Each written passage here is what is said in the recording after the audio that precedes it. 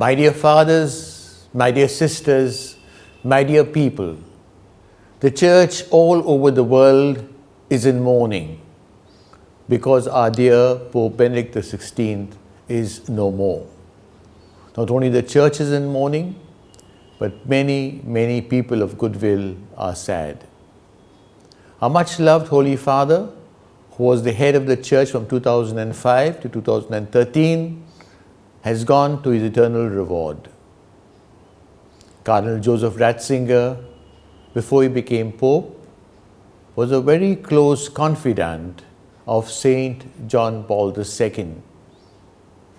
Being the closest advisor of Pope John Paul II, during his own pontificate, Pope Benedict carried forward all the initiatives begun by Pope Saint John Paul II. Ecumenism, interreligious dialogue, fidelity to the traditions of the Church, the liturgy, were particularly close to his heart. I would describe him as the greatest Christian theologian of the 20th century, accepted and appreciated by Catholics and Protestant theologians alike. His writings were always brilliant. On a personal note, I made it a point to read much of what he wrote. And I always got some new insight into theology or spirituality or the liturgy after reading his articles. I once told him so and thanked him for his writings. And so I was overjoyed when last Christmas, when I sent him my Christmas greetings, he responded by sending me 2 of his books.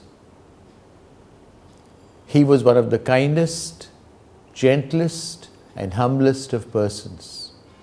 I've several times met him at St. Peter's Square as he was walking home with his simple black briefcase after a tiring day's work at his office across the street. My closer personal contact with him began when in 2006 he transferred me from Agra as Archbishop of Bombay, then created me Cardinal the next year. I met him several times after that.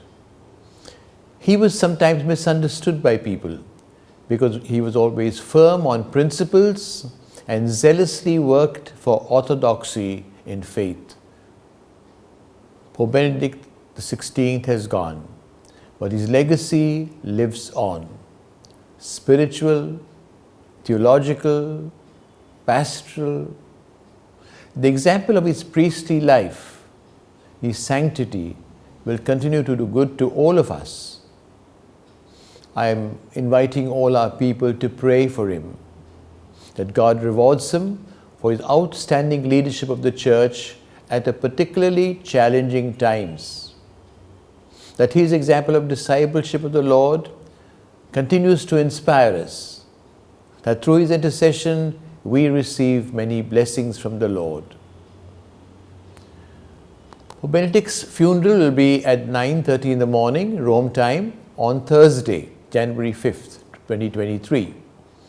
I will be attending the funeral, and on Monday, that's the after tomorrow, on January 2nd, 2023, I will offer a solemn Eucharist at the Holy Name Cathedral at 6:30 p.m., thanking the Lord for the gift of Pope Benedict to us and praying for him. Through this video message, I invite those who wish to and can conveniently do so to join me in this Thanksgiving Eucharist. Else, you could pray for him in your own churches and your communities. My dear people, today we complete the Christmas week. We begin the new year with the feast of Mary, Mother of God. We pray that the Mother of God, who is our Mother, brings many graces to each one of us.